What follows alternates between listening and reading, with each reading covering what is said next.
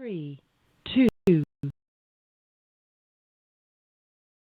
Spring on the homestead, a little bit of what we've been up to in the last couple weeks, and excuse me. We want to catch up with you guys.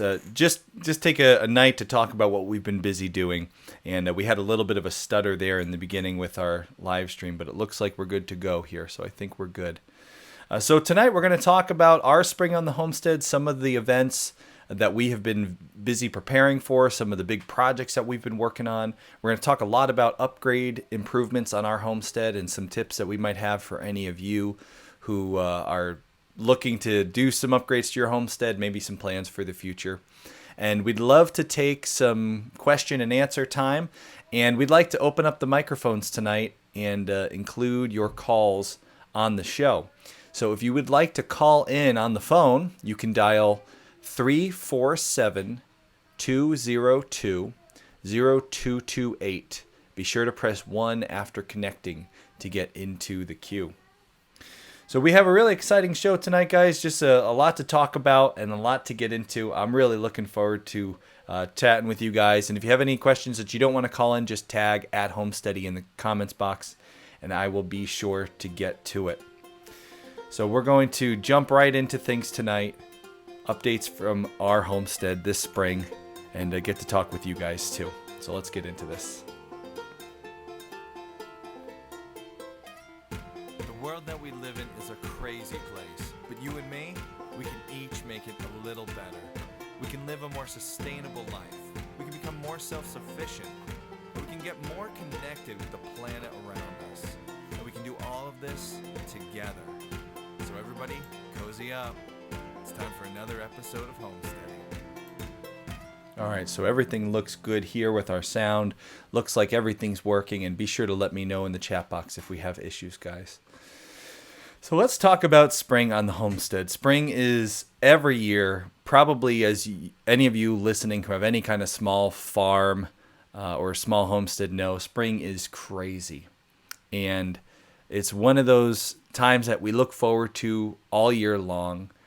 We really are excited about spring. We want to get started as soon as we can in the winter time. And by about June, we look, we wipe the sweat from our brows and we look back and we say, wow, where did the time go? It flies by, and it's very, very busy.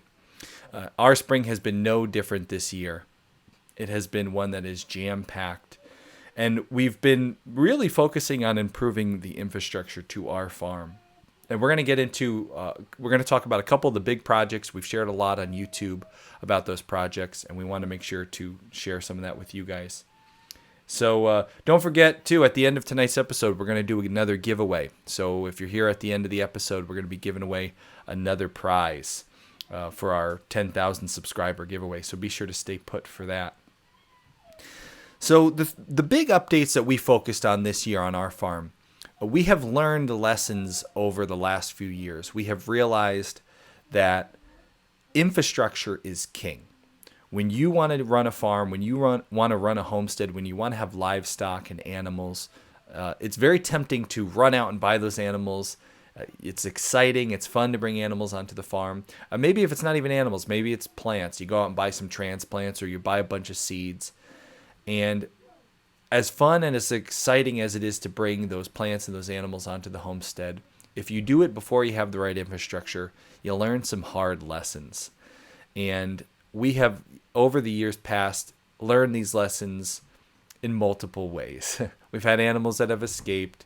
We've had bad quality pastures, which didn't allow us to run the animals in a healthy spot. It's caused problems. We've lost animals. And so we've learned this lesson the hard way years past. You have to have good infrastructure. It makes your life easier. It makes your farm run smoother. And it makes you enjoy homesteading and enjoy farming so much more when it is all going smoothly. And so this year we focused on a couple problems that over the last 6 years now of homesteading on this property, we addressed some of our biggest problems. Some of the things that took us the most time, the most work to take care of, we targeted those so that we could improve our year on the homestead. And we targeted those early. We really got to work. We were fortunate to have a very forgiving winter this year. It was not too hard, and we were able to get started working in February. February was warm. It was beautiful out, and so we got a great head start on our season. So the biggest problems that we have in the years past face. First off, our main barn, where we keep most of our livestock in the wintertime, it was not functional. The barn had it was hard to keep clean because it was on a gravel floor. And even with gravel, which drains nicely, if you put a layer of hay down, it still can get all gunky and mucked up. And it's hard to clean. It breaks pitchforks. It did not work well. So cleaning the barn was hard. Keeping the barn neat was hard, which meant keeping a healthy setup for your animals was difficult. It also meant it was hard to winter animals, especially animals like pigs, because if you have pigs in that barn when it's cold, they make a big mess. All the poop and all the hay that you have to clean up, it just gets disgusting. So we addressed that issue, and we also addressed another glaring issue with that barn, which was that we didn't have a road to the barn. So all winter long, we couldn't plow to the barn, which meant the barn's a good distance from our house. We'd have to trudge through the snow to get there and trudge all the way out there carrying feed on our backs, carrying hay on our backs, because we couldn't drive there. We couldn't deliver feed there. It was just not a very good setup. And one of the biggest lessons we learned with infrastructure is make sure all your barns are easy to run, good to run, and easy to get to with a vehicle. And so this year we targeted that barn first and foremost. That was February. We poured a concrete floor in that barn, and we cut a road into that barn. That was a life changer. Now, pouring concrete in the barn, it was a lot of work prepping. To get the concrete truck there, we already had to cut in a rough road, so we needed to get an excavator on the property. A lot of you know, I've talked about this on YouTube a lot. I'm very fortunate. My father is an excavator. He's had an excavating company. That sounds funny. He's not an excavator. I like the machine.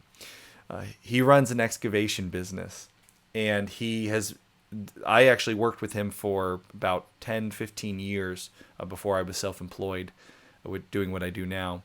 And so I grew up running the machine. So I'm able to, in the wintertime, borrow a machine that's not doing any work during the winter, and spend some time in those machines. So we cut a road in. We took a ton of fill out of that area. And then we were able to get a concrete truck into the property all the way back to that barn.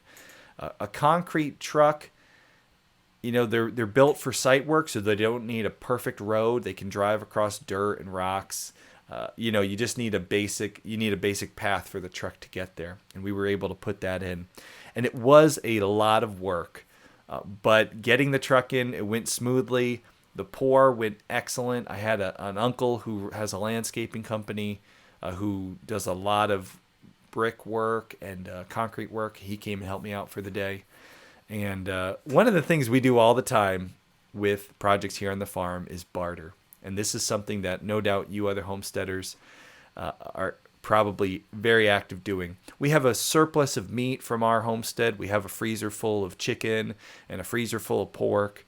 And so anytime I can, friends and family who come here to the farm to help out, I always love trading some meat for some skilled labor. So I had my uncle here. He was running the bull float, which was smoothing the floor out really, really nicely. And he went home with a lot of pork and chicken. So that's a nice way as you're growing your homestead. Get yourself a couple deep freezers and keep them full, because oftentimes it's a nice way to say thank you. I feel it's a little bit nicer with friends and family to give them this prized, beautiful meat than it is to hand them money. Money is fine for people you employ, or if someone's down and out and they need it. But for a family member or a friend who comes by to help, it's just nice to give them your beautiful farm fresh goods. So I see some Flying Dutchman made a comment in the chat box, barn floor drain to center and out. So we did put a drain in the floor, and that's a great tip. In the barn, we made sure to have an area. It doesn't actually have, well, it has a PVC drain that runs out, but it also is surrounded by gravel. So for this center spot, the water can get into the gravel and drain out. And I'm telling you, concrete floors, this is one of the biggest things I have learned. Since we finished the floor, and that was back in March, we've had all of March and all of April, and now we're getting into May here, cleaning this barn, and we've housed pigs in it through some cold weather. And the barn has never been so clean. So make sure that if you're thinking about it, making that upgrade to a concrete floor is well worth it. And it was not that expensive. We needed, if I remember correctly, we have about a 16 by 16 barn. And I did a walkway outside. We needed maybe 3.5, something like 3 to 3.5 yards of concrete in the truck. And it was somewhere around $600. So an incredible increase for the property, incredible plus for the farm. The barn is working great. It feels like a real barn. It's easy to clean and easy to use. And that makes such a big difference. So that was our first big change for the farm. And it's been going really, really well. So we've been really excited about that.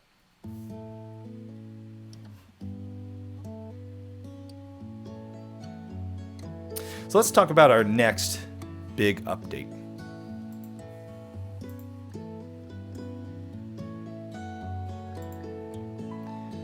The next problem that we faced, and this was a major problem. It's something that's been plaguing us for, a couple of years here. The issue of not having good pasture on this property. When we moved in here, this was not a farm. It was not a working farm. There was no fenced-in area, no fields. But we saw the potential. We knew we could improve it, but we also knew that improvement was going to take a lot of work. And so we've been slowly, the first year or two, we fenced in as quickly as we could the back corner. And we did very, very bootleg, busted fencing. We took that woven wire. We had a couple old spools in the woods on the property already. Fortunately, they were here when we got here. And we just rolled them out, T-posts. We stapled some to trees. It was not best practice, guys. It was just a young couple with very little money who had to just take advantage of whatever was there and they could use to get off the ground with their homestead. And if you're there right now, trust me, it's better to do what you can. We've been there. We've been broke, where buying one box of U-nails is about all we could afford, and it was like, you know what, we're going to nail this into some trees and see what happens. And we've had old crappy fences for a long time. We've had very little good quality pasture, and we've made it work. So don't let it stop you if you can't afford to put in brand new fields and high tensile fencing and everything else, all that fancy stuff. For the first couple years on the homestead, it got us by. And we've been raising pigs for so long, and the pigs, they don't seem to mind the lack of perfect pasture. They do like the grass, and we were always able to keep them close enough to fresh grass where we could either let them in and out every day into the fresh grass for at least an hour, or bring them garden clippings or something like that. But as we got into more ruminants, we got into goats, we got into sheep, we thought about the idea of maybe getting a cow. And as we got further and further down that path, and we started bringing more goats and more sheep onto the property, we really saw, it became very clear that we did not have the right pasture for that setup. And it became very apparent last year, because last year we brought on more sheep and goats than we ever had, and the pastures were just plagued. There was too many animals. The quality of the pasture was not there, and we had too many animals on too little pasture. So we dealt with worm issue. We dealt with worm issues. We dealt with overgrazing. And it got so frustrating and so hard that we just said, you know what, forget it. And we got rid of the sheep and we got rid of the goats for the wintertime because it was just too difficult to keep them.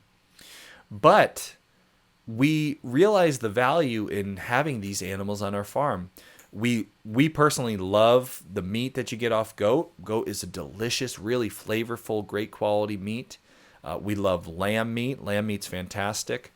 And a major part of our homesteading effort goes towards meat because I feel it's one of the easiest ways to feed your family from your homestead. Meat is such a great way to take care of a major part of your food. If you figure every meal, if you eat at least 30% to 40% of that meal is meat, then if you can raise your family's meat, you're raising 30 to 40% of your food. That's an incredible amount of self-sufficiency. And so we wanted to bring goats and sheep back, and we also were seriously thinking about bringing cows onto the property, but we couldn't do it with the pastures that we had. So what did we do? Well, we had this very low area on the property, this very highly sloped. It was an extreme slope, so you couldn't use it for good pasture. It wouldn't keep grass, and the soil there was very sand. It was pretty much sand. So we wanted to take advantage of this area, but it was just too steep and not good quality soil. It just wasn't usable. Well, when we put the road in for our barn, we wound up cutting a major amount of material out. We had to lower, in some areas, 4 or 5 feet to get the road in on grade. And so now we had tons of extra material. So for a couple days, I had a dump truck. We have an old farm dump truck on the property and the big excavator. And I, again, bartered with my old man this time. I got my dad up to the property. And he spent a couple days running a truck. I was running the excavator, and I filled him up and sent him with all this material down into that lower area. And we filled it slowly, higher and higher and higher, flattened it out to the point where we have added acres onto our usable area. Now, part of that was from filling. Another major part of those acres that we've added has come from clearing. We've cleared a major part of our wooded area, and we didn't clear it from every tree. There's some real benefits to having trees in your pasture, especially mature trees that your animals aren't going to kill. We are blessed to have lots of big oak trees on our property. We have some giant red oak trees that a grown man couldn't put his arms around the trunk. And they shower acorns in the fall. So we have cleared lots of the forest, the smaller hemlocks and pine trees, to make room for some fencing. So we can go in there. We've opened up the forest floor so we can grow some pasture mix. And we have increased our pasture. We have probably increased it 5 times what it was. I haven't actually done the measurements yet. That's something I have to get to. We're in the middle of this project right now. We literally have just finished the clearing. I was out today in the excavator just finishing up some last little touches. It's beautiful. It's going to be so much better for not only our animals, but the wildlife. If you think about a mature forest that's nothing but just tree after tree after tree, that's like a wasteland to animals. Oak trees are nice, but if you have, like the forests that we have here are mostly just hemlocks, and hemlocks are evergreen. They keep the forest fuller, shaded out. Nothing is growing. That's a wasteland. It's no good to deer. It's no good to turkeys. It's no good to birds. Nothing can grow in the mature forest. And that's why when we look at the natural cycles in nature, we look at what a forest fire does. It goes into a mature hardwood forest. It burns up those trees. It opens up the forest floor, opens up the canopy, so now light can hit the forest floor. And suddenly life just bursts forth with all kinds of scrub brush, insects, small mammals. It just becomes this beautiful, lush area full of life. And so that's what we're mimicking. We're opening up the forest floor. We're going to be putting some seed down in there, some pasture mix, and just bringing life into that area. Some of that life will be our farm animals that we bring in and have there, eating acorns and being fed and watered by us. But then there'll be lots of benefits to the wildlife too, which not only is wonderful to have more wildlife on the property to enjoy, but as a hunter, that means I'm bringing even more food into the property. And one of the areas we really cleared a lot from was our food plot. We have a food plot up in the ridge behind the farm, the house here. And I spend a lot of time hunting each year to put, again, meat in the freezer for my family. And a food plot is a tool that you can use to bring wildlife in. I especially like it on my home property because I like to take my kids hunting and I like them to actually get to see something. A lot of times when you go out hunting, you can sit there for a couple hours and see nothing. So I'm trying to improve the chances that my kids get to see something while we're out, and keep the wildlife centrally located coming towards my property and not running away from it. So we've spent a lot of time clearing in the woods. I have last couple weeks cut way back on my production of YouTube videos because we have been so busy. Every free minute has been spent in a machine and improving the area around us and the forest. It's going to be better for the trees in the forest now. It's going to be better for the wildlife, and it's going to be so much better for our farm. So I'm really excited about these changes. We have another major project that we have been preparing for, and that's our orchard. And we're going to talk about that. I want to take a minute here to just get our commercials out of the way. And when we come back, we're going to talk about all that we've been doing to prepare for our orchard. And we'll take any questions that you have that you've already tagged at Homestead. I'll give a quick look as we cut away to the commercial break here and see if we can answer some of your questions, whether it be on food plots, whether it be on the pasture, the projects we got here, the barn. Fire away any questions. We'll be sure to get them after a quick break. Hey, I'm Joel.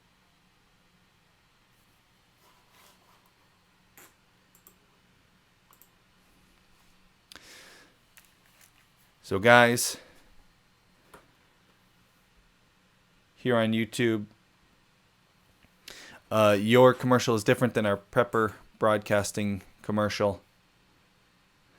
If you guys want to help support what we do here, our live shows, you can do that through the Super Chats feature. And I thank any of you who have Super Chatted in the past or who will Super Chat in the future. It helps us do these live shows, and we really appreciate it. So thanks for being there, guys, supporting our channel. And right now we're doing a giveaway. So like I mentioned, at the end of the show tonight, we will be running this giveaway. We'll be announcing another winner from someone who's here live. So if you're here live, you'll be able to take part in that.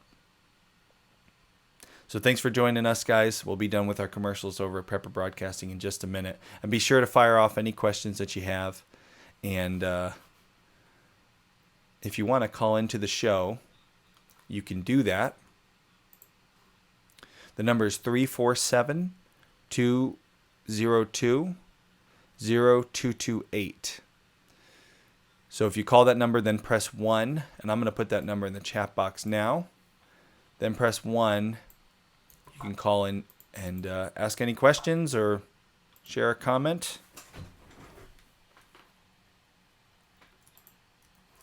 So here it is in the chat box.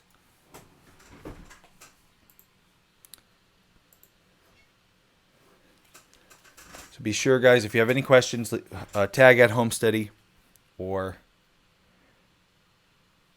call in.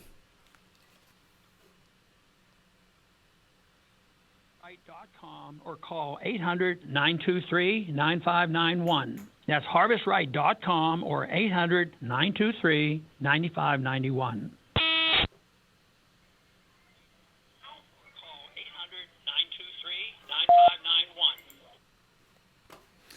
So we're back.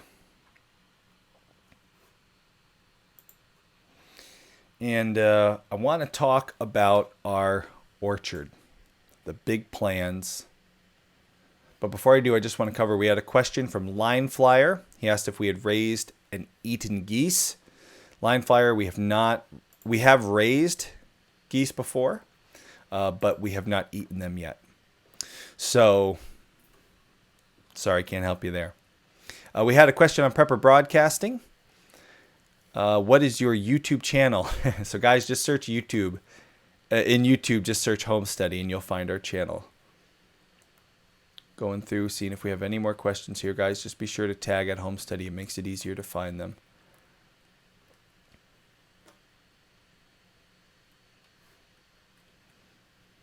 Line Flyer asks about peach trees, pear trees. Do we use pesticides for the bugs? I got to say, Line Flyer, we're new with our orchard, our apple trees. We've only had the trees in for 1 year, but we had some great advice a couple weeks ago from Dave from Northeast Edible. If you go back and look at the episode about orchards, he shared some stuff, some good tips on getting rid of the pests. And then Line Flyer, boy, our most questions for the night award goes to Line Flyer. How many eggs do we produce weekly? Weekly, that's a tough one. We probably get about 6 eggs a day, so you can do the math there. So let's talk about our next upcoming giant project, our orchard.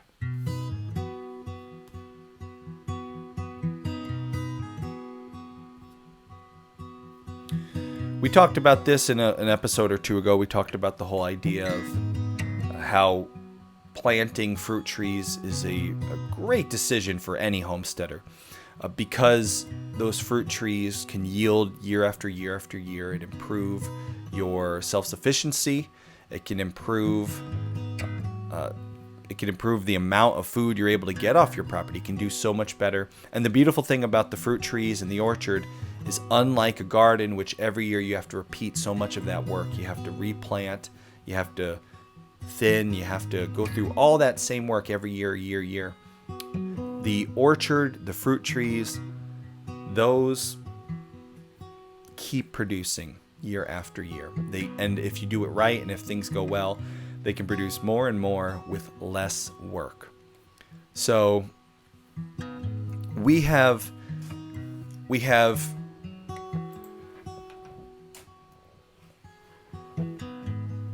sorry guys, the camera just cut out there. We're back. So we have really focused our efforts this year on, instead of gardening so hard and vegetables, we're going to lean heavy into fruit. We have a caller who's calling in, Rose. And before we dive into this topic, we'd like to take Rose's call. So let's put Rose on. And just give me 1 minute here to configure this so we can hear Rose.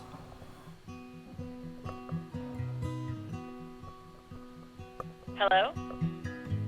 You there, Rose? I'm there. Welcome to the show, Rose. Thanks for calling in. Thank you. I'm Rose from Wholesome Roots, and I was hearing you talk about inviting the wildlife back into your new pasture area and how great that would be for hunting, etc. And then you started talking about the orchard, and I was wondering, what is your plan to keep the deer from eating any of the orchard trees or your garden or anything? Because that's one of our biggest obstacles here on our farm. Great question, Rose. We have the area that we're going to be putting in the orchard it's further away from where our forest, our pastures, and our food plot is. So if you can picture, our property is a very long property. It's longer than it is wider. It's not like a square. It's like a long rectangle. And at one of the far corners of that rectangle is where all our livestock and our garden is. And that back corner has a fence, which is not deer proof if you had nothing else there stopping them, right? So it's only a 4 foot high or maybe 5 foot high woven wire fence. A deer could jump over that, no problem. But we have livestock all in that back corner. And so that will kind of prevent the deer from coming too close to that area. I also keep my dog in that area. His outdoor pen area is in that area, so he keeps them out throughout the day. But then at nighttime, if all the animals are in and the dog's in, the deer are still going to be able to get in there. And so our plans for the orchard itself, and we haven't had a big problem with the garden, because the garden, it just wasn't a high enough value, what's the word, temptation for the deer to risk going near a dog or going near our other livestock.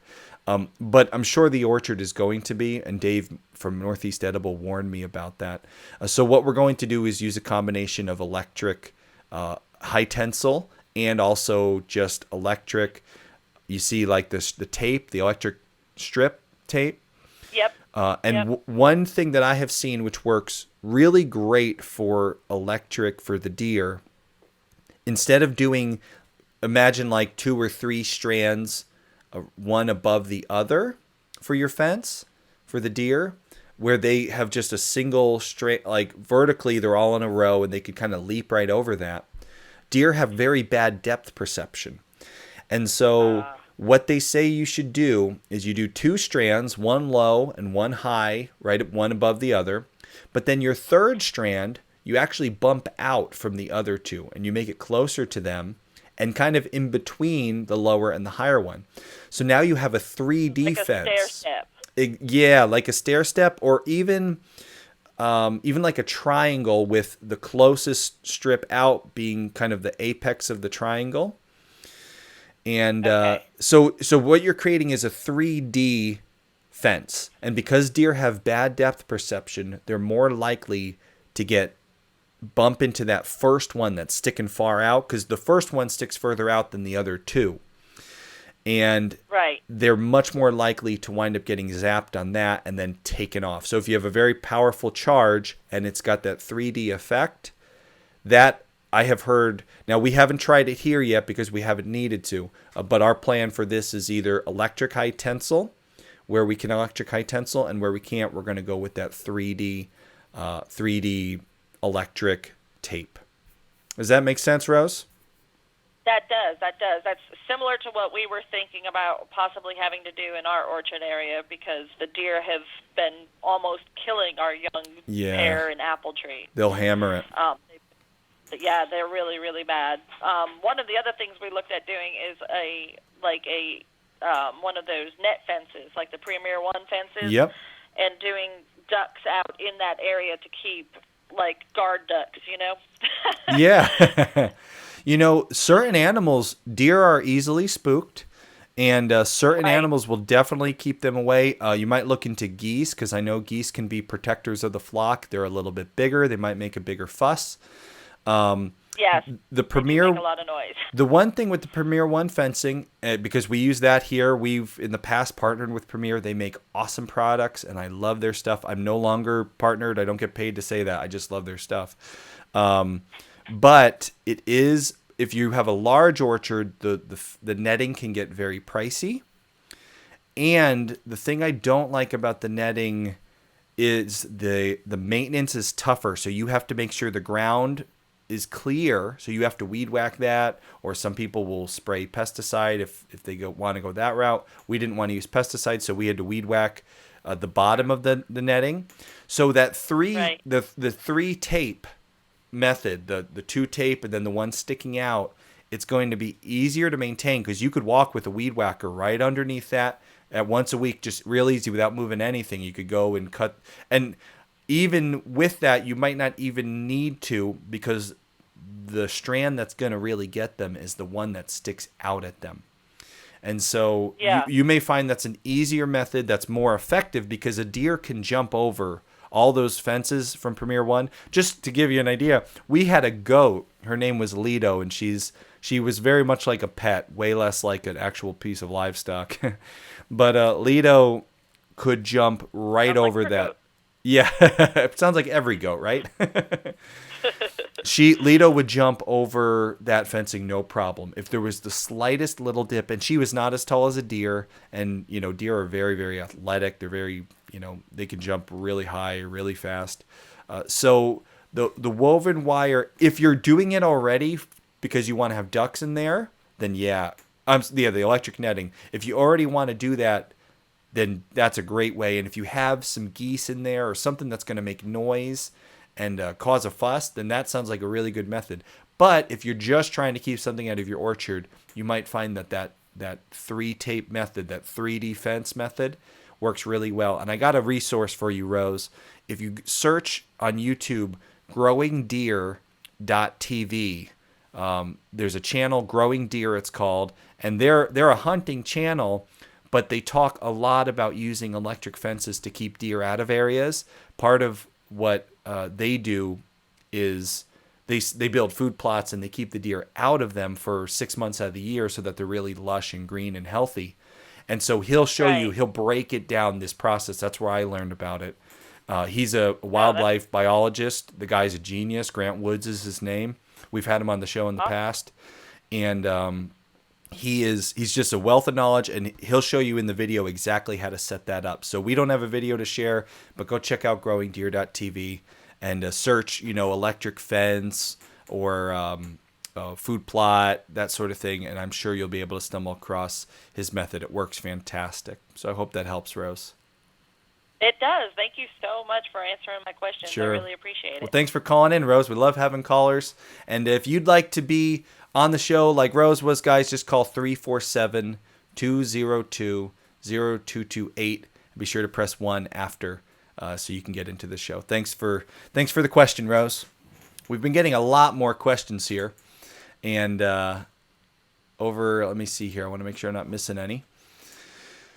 We have been asked, this was funny, as we were talking to Rose, somebody mentioned that their problem was not deer, that it was kangaroos. So I love how international our audience is here. This is just fantastic.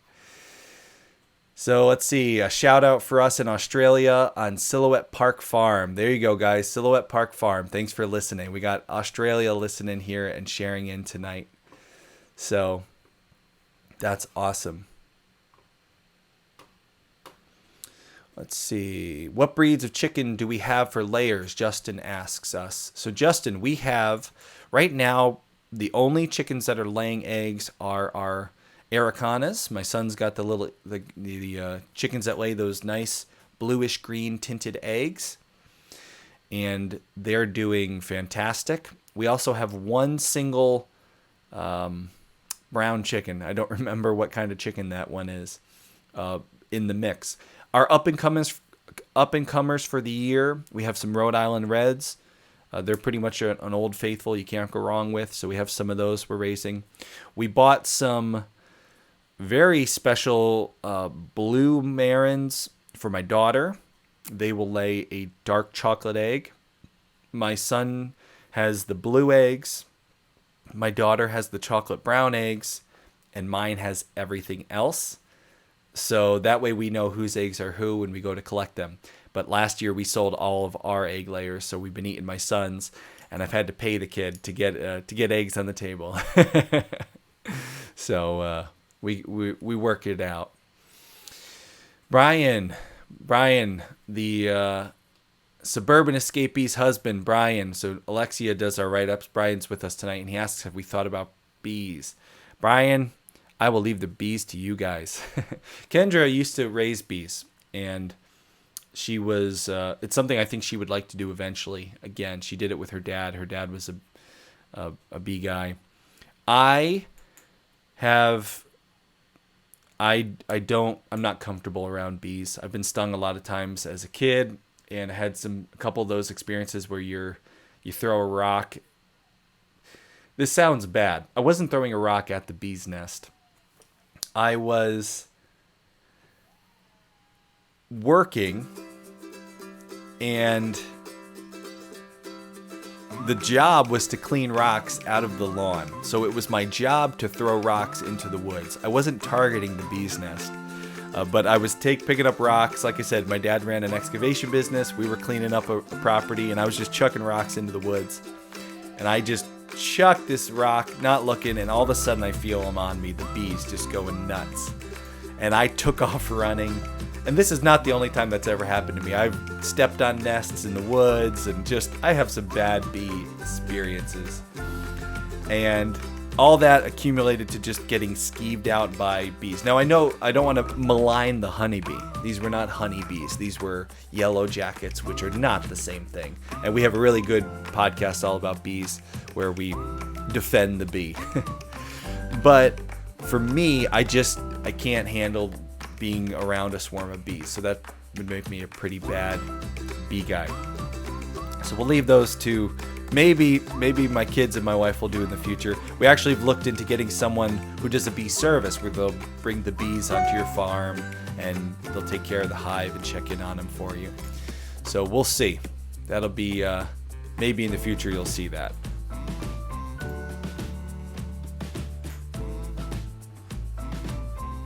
So Line Flyer wants to know what varieties we've planted in the orchard. Let's get back to chatting about the orchard. It's 9:40 and I want to make sure we talk about this big orchard project because we actually this Saturday are putting the orchard in, and you guys can come and join us for that event. The orchard planting is taking place 10 o'clock. We are located in Connecticut. Tickets are $7, and I know what you're thinking. You're selling tickets to help you plant your trees. The tickets are to pay to get our instructor here. I am not teaching the class. Dave is teaching from Northeast Edible. He's coming, and he's going to teach us how to put trees in. So we're helping cover Dave's expenses for the day. He's coming from New Jersey, and he's going to teach us how to do it. He's going to bring things. He's also going to be selling trees at the farm, which are going to be an incredible deal. He's got some really great bundles, and you can check those bundles out if you go to northeastediblenursery.com. You can see the bundle options. He's got a beer brewing bundle. He's got a what else does he have? He's got a small beginner orchard bundle, some really fantastic deals. But Dave's coming to teach us how to plant our trees. And if you guys want to come to the event, tickets are $7. You can go to thisishomesteady.com right now, and right on the homepage, click the button. It'll take you to the spot to buy your ticket.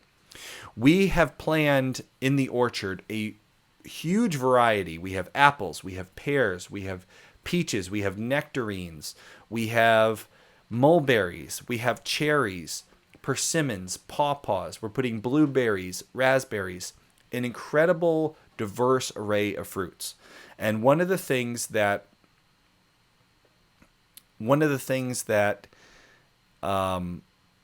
Dave talks about is diversifying. If you have an orchard that has just 100 apple trees in a line, and a pest shows up that likes to eat apple trees, and apparently, according to Dave, everything likes to eat apple trees, he will take out tree after tree after tree, and they'll just grow and grow and grow. But if you diversify, just like we see in nature, if we look out in the forest, you don't have 100 oak trees in a row. You have oaks, and you have birch trees, and you have maple trees, and they're all mixed and matched. That helps biodiversity. It helps confuse the pests, helps keep things running better. So we are mixing and matching 2 of every kind of fruit. We have some nuts. I think he's bringing in some nut tree. I forget which kind. Dave's the mastermind behind the design. He's going to be bringing all these in. We're going to be putting 2 of each kind all over the place. And then on some of the borders, we're going to be putting our berry bushes. So it's a really, really cool project. We're going to be taking video. I'll make sure that the video gets, we'll have some of the clips on YouTube. We'll have some of the whole event. But if you want to be here in person to join us, we're in Connecticut.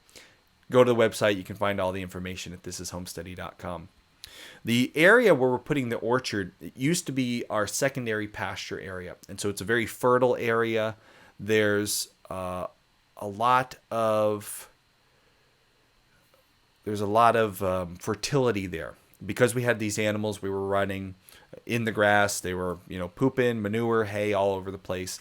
I could see as we were preparing the spot the difference in the color of the soil versus where we were excavating for our road, for example. But just to make sure we get off at the right foot, to prep for the big orchard install, I went and bought 5 yards of topsoil and compost mixed. So it's a 25% compost, 75% topsoil. And a great tip I have for you guys, if you're looking to start, a big project and you got to buy a lot of compost, a lot of topsoil, if you can find a way to buy it in bulk, just to give you an idea, I know you go down to Home Depot and you can pay for a small bag, you pay like $10 for a little bag of the stuff, maybe $20 for the organic stuff. And you just get this little bag, for something like $10, $20. I just picked up per yard, $22 per yard. A yard is like a 3x3, right? Accountant Mike should be on here to correct me on that. I'm sure someone in the chat box will help me remember what a yard is. But just a ton of material for $22 per yard. I got 5 yards. I got a pile out back. It's a mountain. I'll use everything up in the orchard, and then whatever I don't use there, we can throw back in the garden. But it was so cheap. And then we have a pile of wood chips on our property. Every time I see the tree cutters coming by, I tell them, guys, if you're cutting trees, I got a spot you can dump them. I have a separate driveway just for the tree guys to drop their cuttings. And so we have just a huge pile of wood chips. They drop them and leave them, and I use them for the gardens, for weed suppression. We'll put them, after we plant the apple trees, we'll cover the mounds with wood chips. That'll keep the weeds down. That'll help hold in moisture. And it'll just be really good for the health of the orchard. So a lot of material for very little money. And we're going to have that all on hand on Saturday. So if you can join us for the live event on Saturday, you'll get to see Dave's method, how to plant things. You'll learn about the design of the orchard. And then you'll get to see how to use your compost when you're planting, how to use the wood chips. I'm familiar with the process because last year we did a video and with Dave where he taught us this. And you can check that out on the channel. Go over to YouTube and you can see the what we did for that, the Dave's method. But if you want, like I said, if you want to learn in person, we have this awesome event. And we would love to see you guys. We'd love to actually meet you in person because we've been broadcasting and podcasting and videos. But it's really cool when we actually get people here. We can shake hands and, get to know a little bit better. And it'll be a really fun day on the farm. I'm sure my wife will bake something yummy. And the kids will bring out their special. My son's got a signature limeade. Maybe I can get him to put that together. So I want to take a few more questions here. We got about 10 minutes left in the show tonight, and we have a lot of questions. So make sure to tag at Homesteady if you want your questions answered. And I am checking the Prepper Broadcasting chat too, guys, if you have questions. So just tag at Homesteady. It helps make the words pop. It gets hard and sometimes to catch everything. So we talked about the varieties. Be Not Slothful asks, have you considered meat rabbits? We would love to do meat rabbits. I think that'll be something we do next year. Meat rabbits we finally found a source in the area. I'm going to go do an interview with them, hopefully in a month or so here. And then maybe next year. This year we just have too much going on this spring. It has been crazy. Excuse me. Talked about bees.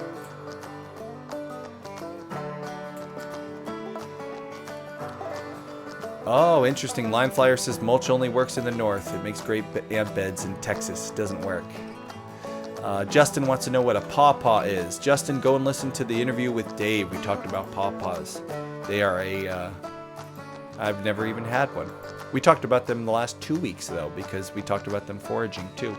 So if you want to know what pawpaws are, the last two episodes, last two live shows cover that.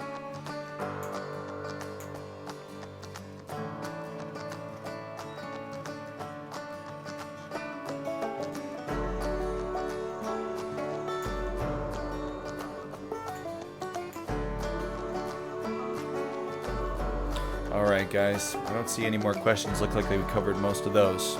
So I want to talk a little bit about, for the last few minutes here, a little bit about what we have planned for the show. In the upcoming weeks and months, we have been experimenting with so many different things with homesteading. We've been doing the live shows on Tuesday nights. We've been doing the weekly podcast. We used to do the monthly podcast. We were doing videos on YouTube. And Good Game Bees and Homestead says, our cow podcasts have them looking into a cow. My apologies. So we've been trying all kinds of different stuff because I'm a media creator. It's what I do for work. Podcasting, video creation, all this stuff. It's what I do for my living. And so I love trying new things and experimenting with new things here on YouTube, on the audio, the podcasting route with Prepper Broadcasting and over Blog Talk Radio. We've been sending a podcast out with iTunes for the last 3 years. We've been doing all kinds of stuff. And we really want to know, what does our audience like the best? Because, at the end of the day, I'm the kind of guy, I like to do a couple things really, really good instead of all the things poorly. And I don't want to try to do everything and do stuff less quality than what we have been striving for since day one. When we first started the show, the goal was to be as best as we can, quality-wise. So we're going to be releasing a survey very soon at our website, and hopefully by next week it'll be up and I can let you know. And we're going to be asking you guys, what do you like? What are your favorite things that we produce? Is it the podcast? Is it videos? Is it the live stream every Tuesday night? What is it we want to know? Because we want to do that the best that we can. So keep your eyes peeled for that. We have another caller, guys. We have Kelly in the queue, and I'd like to take Kelly's question or chat with Kelly, whatever Kelly's got planned. So let's bring Kelly on the show. And then we'll close out here. We'll do our giveaway. Are you there, Kelly? I am here. How are you, Kelly? I'm well. How are you? Good. Thanks for coming on the show, Kelly. Certainly. Hey, I was going to just simply ask, I heard that you said you have thought about bringing in a bee service for pollinators. Have you given any thought to any kind of permanent fixture this year to attract pollinators? That's a great question, Kelly. I actually have one. It's my house. I have an entire population of honeybees that are living in my house. And I'm sure someone would probably tell me, like, this is really bad for your house. You shouldn't have insects living in your house. But I don't have the heart to do anything bad to them. And I know there are people who can do removals and move them elsewhere. But I actually like seeing them buzz in and out every day, so that's probably foolish of me. But we haven't looked into other actual permanent structures. What do you have in mind, Kelly? I was just wondering if maybe you were going to plant a permanent flower bed or put in a carpenter house or anything you thought might work best in your area. A flower bed's a fantastic idea, and so much of this property now that we've opened up, you could do wildflowers, you could do something like that. We are fortunate we have right now on the property a couple different flowering trees, which in the springtime bring in tons of bees. But the flowers fade, and we don't have hardly any flowers throughout the rest of the year. We're so focused on your typical crops that are going to produce food, and we haven't given enough attention, mostly because we don't give a whole lot of attention to the garden, period, for reasons we've previously stated. I do not have a green thumb, and we do like to focus mostly on the meat. But it is a fantastic idea, Kelly, and it's something that it's one of those things that as we continue to progress and do more on this homestead, it's something we should have on the list. I know it won't make it there this year. We're about ready. By June, I think we're about ready to throw in the towel and say we're not doing any more projects because we've been working. We got a head start in February, which was nice, but we're getting tired. But yeah, that's a great idea. It's something we should do and something people should definitely look into. Do you have on your homestead, Kelly? Is that something you do?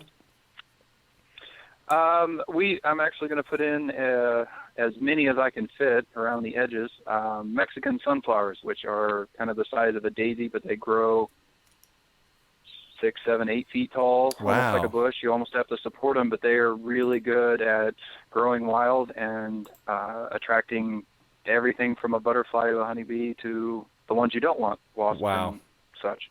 That's awesome. We'll have to look into those, especially because if you grow a big flower, it kind of, gives you a little bit more for a little bit less work than a lot of little flowers, unless it's the wildflowers kind of thing. Well, thanks for the idea, Right. Kelly. I'll have to put that on the to-do list. You already got me work for next year. That's what I'm here for. Good. Appreciate it. Well, thanks for calling in, Kelly. We like having you on the show. Thanks for calling in tonight, guys. We're bumping up on our just a couple minutes left in the show, and I want to make sure we get to do our giveaway.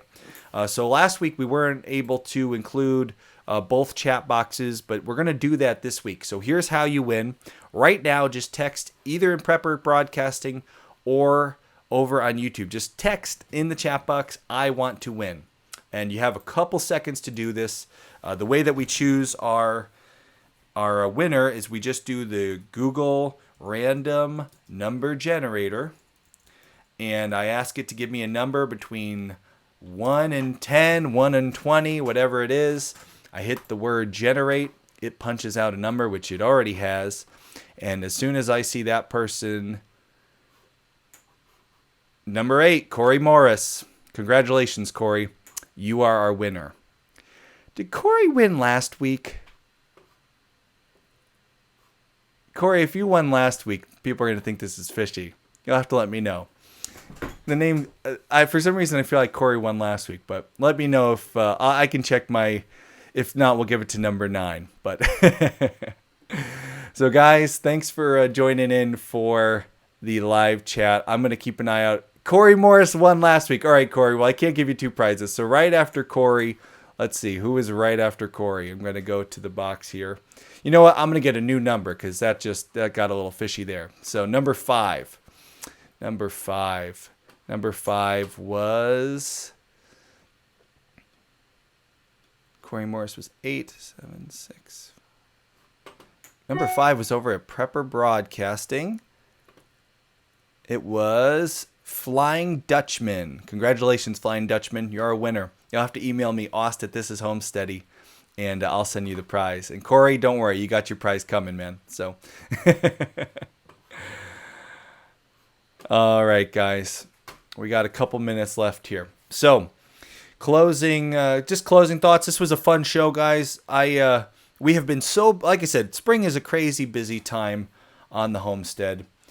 It's a time when we never have enough time to do what we really want to get done. Lost our video feed there in my closing statements. There's so much stuff going on. That's one of the reasons we really want to know from you guys. We're going to have the survey out soon. What do you love? What do you want us to do more of? Let us know. We'll have that survey up soon, and by next week, hopefully, we can announce that. Thank you guys for joining us for tonight's live show, and I hope your springs are just as filled. I hope they're just as exciting and full of good things to do. And yeah, you can tell, guys, I'm fried this week. We're preparing for this big orchard install, and it's got my brain full. So I hope to see you at the orchard. Head over to thisishomesteady.com if you want to get tickets for the orchard install. I'd love to see you there. And thanks for joining us for the live show. Thanks for calling in. Thank you so much to all who help support the show. Prepper Broadcasting for having us. All you guys on YouTube. Till next time, the road is rocky. Make home steady.